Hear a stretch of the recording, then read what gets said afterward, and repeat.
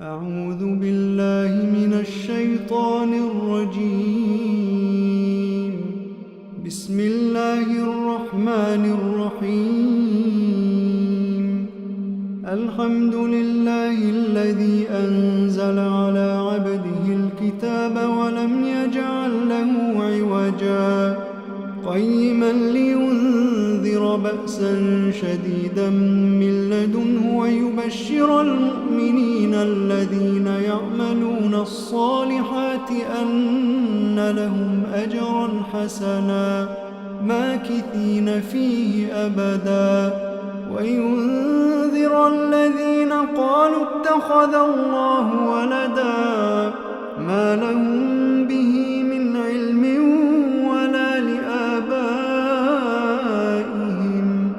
كبرت كلمة تخرج من أفواههم إن يقولون إلا كذبا فلعلك باخع نفسك على آثارهم إن لم يؤمنوا بهذا الحديث أسفا إنا جعلنا ما على الأرض زينة لها لنبلوهم أيهم أحسن عملا وإنا لجاعلون ما عليها صعيدا جرزا أم حسبت أن أصحاب الكهف والرقيم كانوا من آياتنا عجبا إذ أوى الفتية إلى الكهف فقالوا ربنا آتنا من لدنك رحمة وهيئ لنا من أمرنا رشدا فضربنا على آذانهم في الكهف سنين عددا ثم بعثناهم لنعلم أي الحزبين أحصى لما لبثوا أمدا نحن نقص عليك نبأهم بالحق إنهم فتية آمنوا بربهم وزدناهم هدى وربطنا على قلوبهم إذ قاموا فقالوا ربنا رب السماوات والأرض لن ندعو من دونه إلها لقد قلنا إذا شططا هؤلاء قومنا اتخذوا من دونه آلهة لولا يأتون عليهم بسلطان بين فمن أظلم ممن افترى على الله كذبا وإذ اعتزلتموهم وما يعبدون إلا الله فأووا إلى الكهف ينشر لكم ربكم من رحمته ويهيئ لكم من أمركم مرفقا وترى الشمس إذا طلعت تزاور عن كهفهم ذات اليمين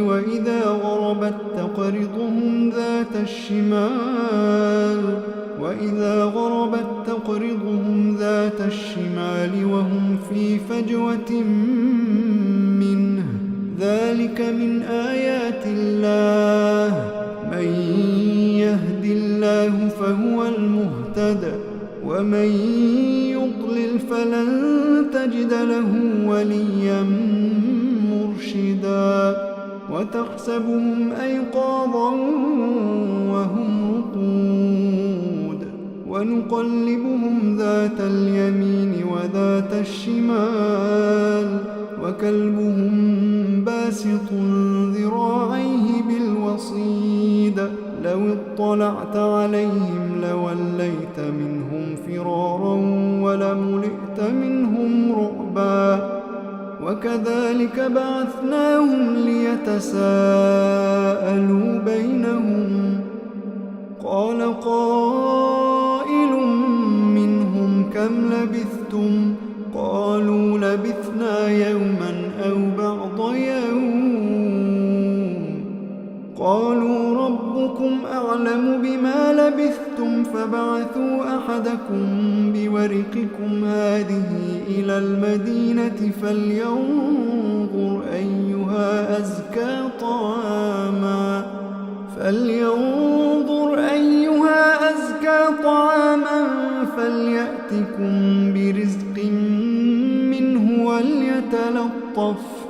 وليتلطف ولا يشعرن بكم أحدا. إنهم إن يظهروا عليكم يرجموكم أو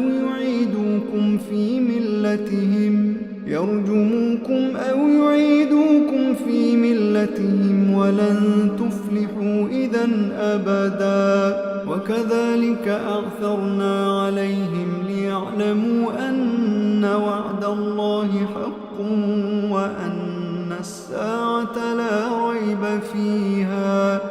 إذ يتنازعون بينهم أمرهم فقالوا ابنوا عليهم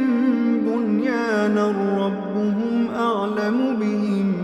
قال الذين غلبوا على أمرهم لنتخذن عليهم مسجدا. سيقولون 3 رابعهم كلبهم ويقولون 5 سادسهم كلبهم رجما بالغيب ويقولون 7 وثامنهم كلبهم. قل ربي أعلم بعدتهم ما يعلمهم إلا قليل. فلا تمار فيهم إلا مراء ظاهرا ولا تستفت فيهم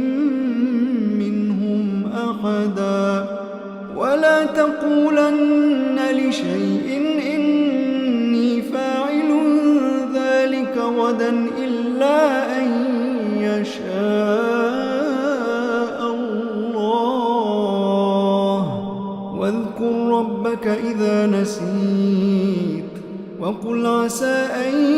يهديني ربي لأقرب من هذا رشدا. ولبثوا في كهفهم 300 سنين وازدادوا 9. قل الله أعلم بما لبثوا له غيب السماوات والأرض أبصر به وأسمع ما لهم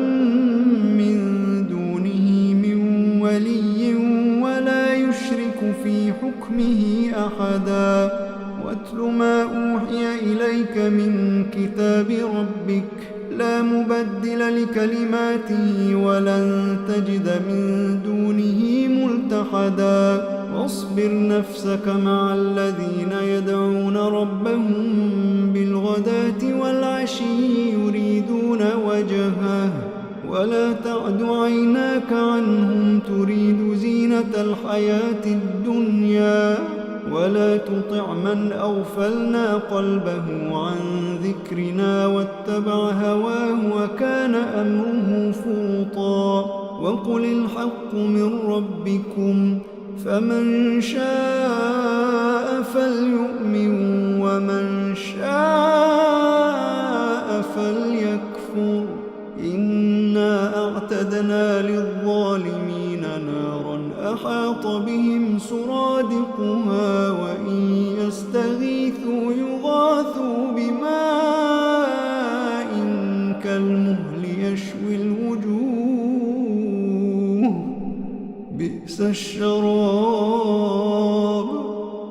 بئس الشراب وساءت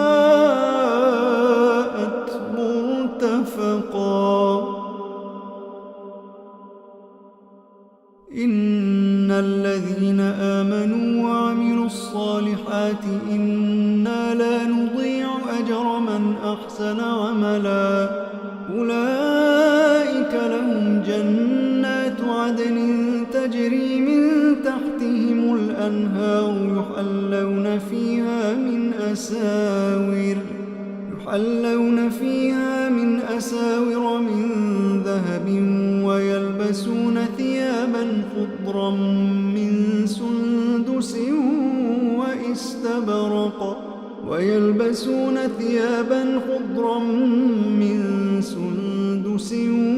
واستبرق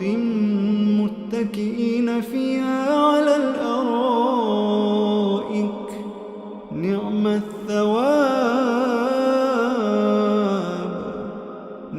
الثواب وحسنت مرتفقا. واتقى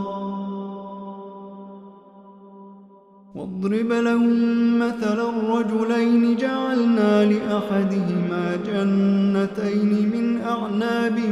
وحففناهما بنخل وجعلنا بينهما زرعا كلتا الجنتين آتت أكلها ولم تظلم منه شيئا وفجرنا خلالهما نهرا وكان له ثمر فقال لصاحبه وهو يحاوره أنا أكثر منك مالا وأعز نفرا ودخل جنته وهو ظالم لنفسه قال ما أظن أن تبيد هذه أبدا وما أظن الساعة قائمة ولئن رددت إلى ربي لأجدن خيرا منها منقلبا قال له صاحبه وهو يحاوره أكفرت بالذي خلقك من تراب ثم من نطفة ثم سواك رجلا لكن هو الله ربي ولا أشرك بربي أحدا ولولا إذ دخلت جنتك قلت ما شاء الله لا قوة إلا بالله إن ترني أنا أقل منك مالا وولدا فعسى ربي أن يؤتيني خيرا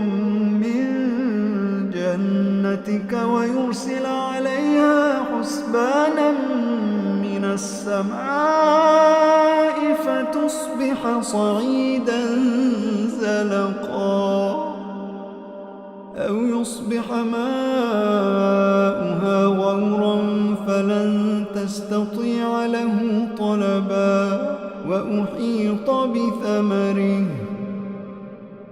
وأحيط بثمره فأصبح يقلب كفيه على ما أنفق فيها وهي خاوية على عروشها ويقول يا ليتني لم أشرك بربي أحدا ولم تكن له فئة ينصرونه من دون الله وما كان منتصرا هنالك الولاية لله الحق هو خير ثوابا وخير عقبا واضرب لهم مثل الحياة الدنيا كماء إن أنزلناه من السماء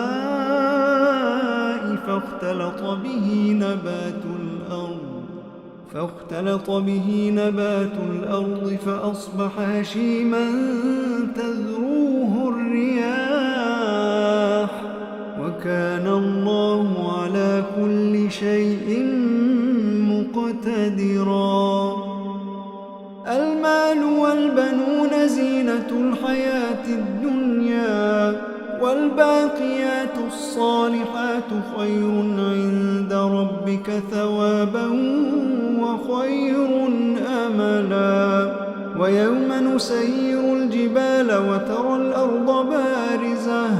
وحشرناهم فلم نغادر منهم أحدا وعرضوا على ربك صفا لقد جئتمونا كما خلقناكم أول مرة بل زعمتم أن لن نجعل لكم موعدا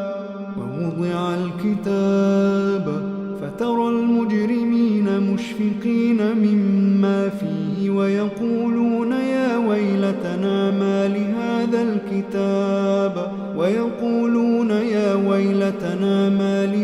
الكتاب لا يغادر صغيرة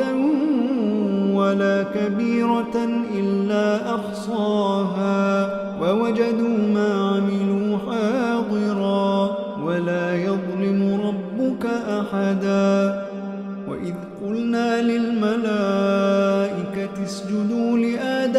سجدوا إلا إبليس كان من الجن ففسق عن أمر ربه أفتتخذونه وذريته أولياء من دوني وهم لكم عدو بئس للظالمين بدلا ما أشهدتهم خلق السماوات والأرض ولا خلق أنفسهم وما كنت متخذ المضلين عضدا ويوم يقول نادوا شركائي الذين زعمتم فدعوهم فلم يستجيبوا لهم وجعلنا بينهم موبقا ورأى المجرمون النار فظنوا أنهم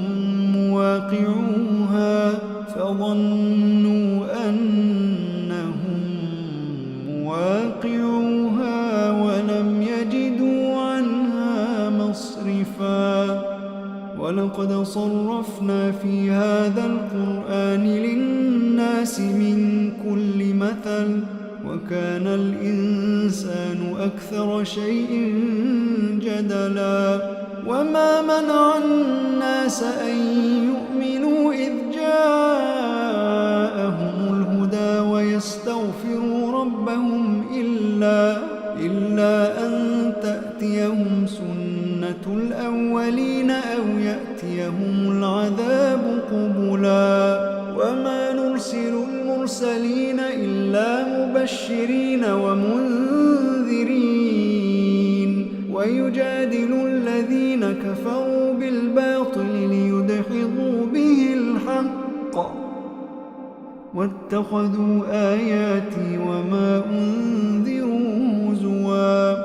ومن أظلم ممن ذكر بآيات ربه فأعرض عنها ونسي ما قدمت يداه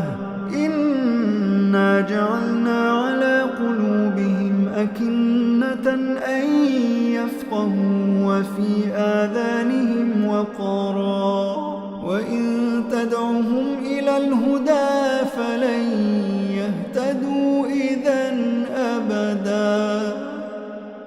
وربك الغفور ذو الرحمة لو يؤاخذهم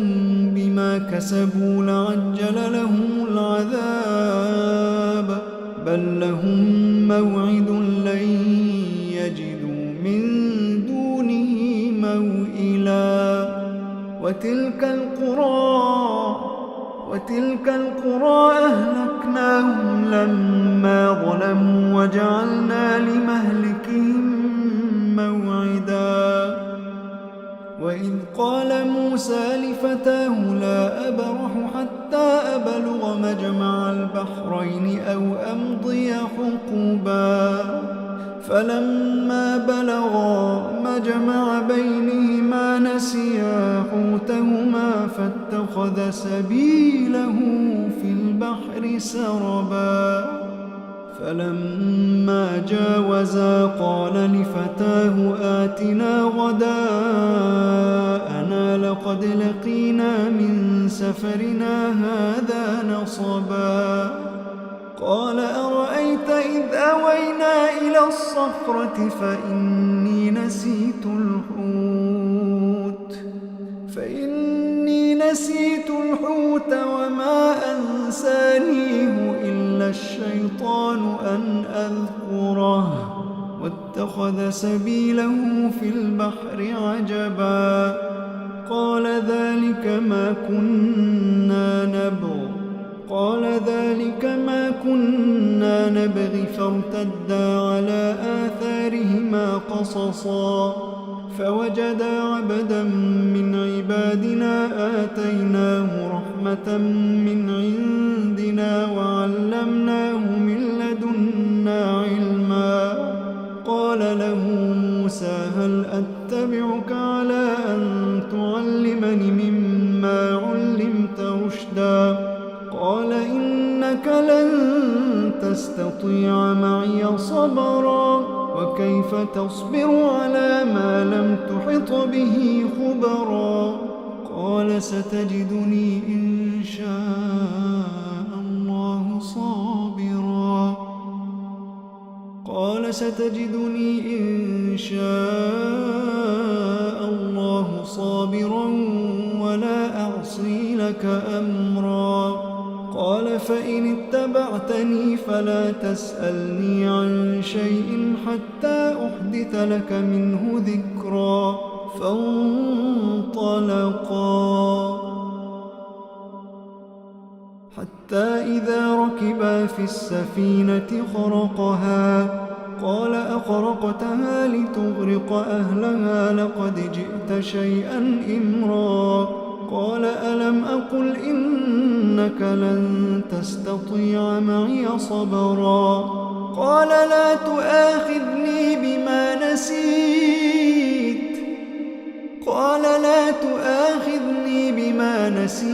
ولا ترهقني من أمري عسرا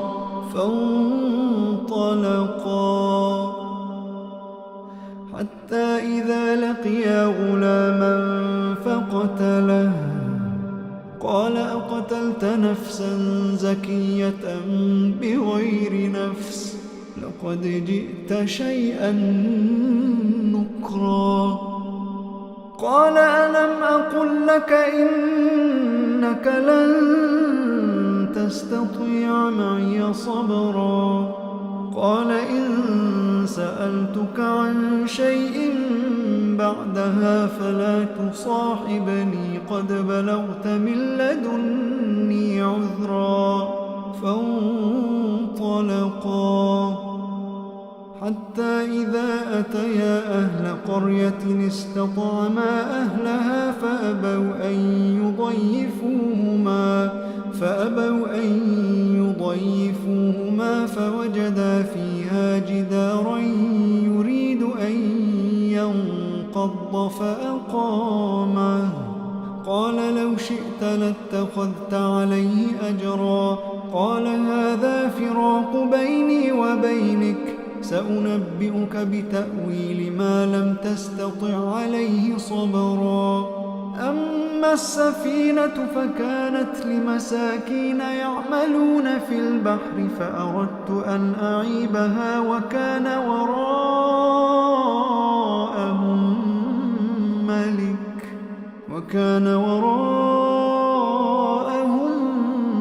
ملك يأخذ كل سفينة غصبا وأما الغلام فكان أبواه مؤمنين فخشينا أن يرهقهما طغيانا وكفرا فأردنا أن يبدلهما ربهما خيرا منه زكاة وأقرب رحما وأما الجدار فكان لغلامين يتيمين في المدينة وكان تحته كنز لهما وكان أبوهما صالحا فأراد ربك أن يبلغا أشدهما ويستخرجا كنزهما رحمة من ربك وما فعلته عن أمري ذلك تأويل ما لم تسطع عليه صبرا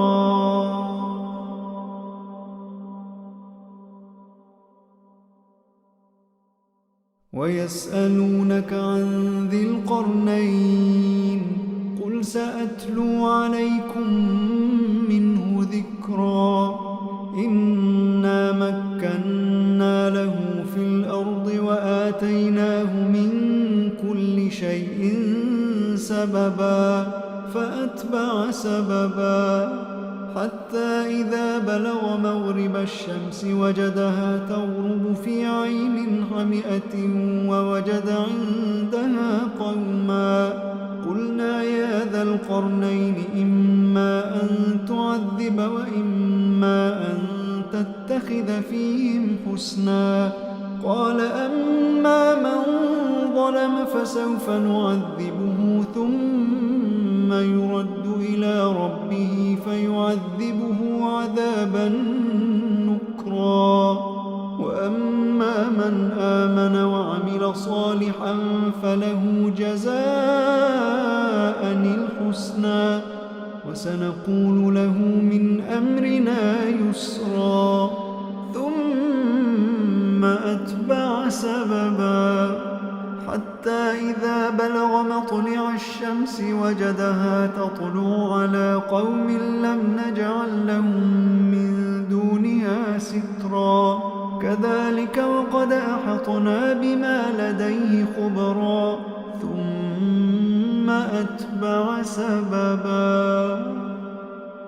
ثم أتبع سببا حتى إذا بلغ بين السدين وجد من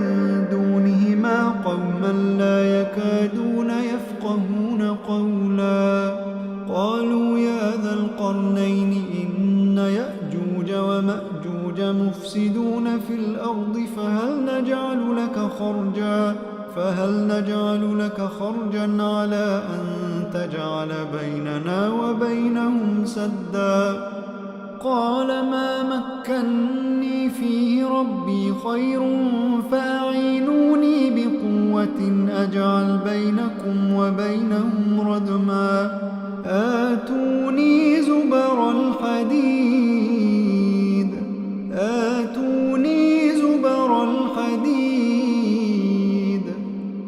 حتى إذا ساوى بين الصدفين قال انفخوا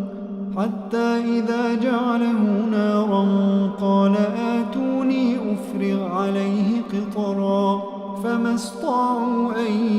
يظهروه وما استطاعوا له نقبا قال هذا رحمة من ربي فإذا جاء وعد ربي جعله دكا وكان وعد ربي حقا وتركنا بعضهم يومئذ يموج في بعض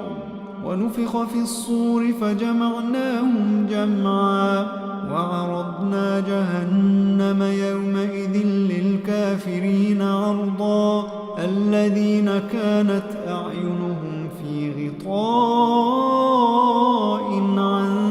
ذكري وكانوا لا يستطيعون سمعا أفحسب الذين كفروا أن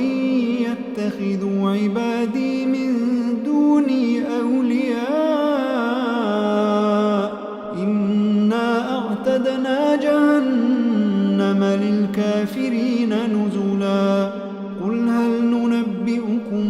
بالأخسرين أعمالا الذين ضل سعيهم في الحياة الدنيا وهم يحسبون أنهم يحسنون صنعا أولئك الذين كفروا بآيات ربهم ولقائه فحبطت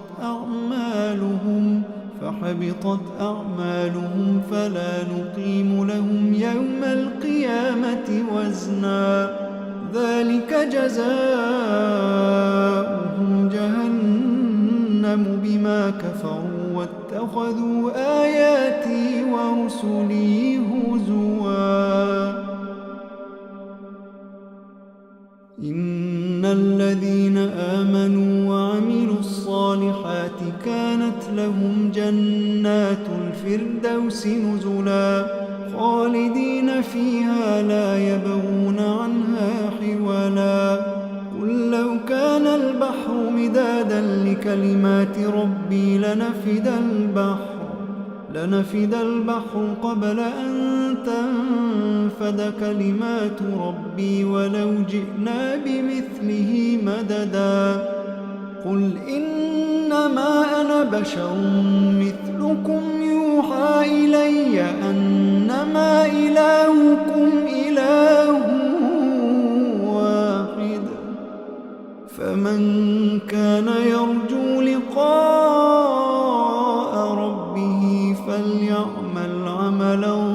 صالحا فليعمل عملا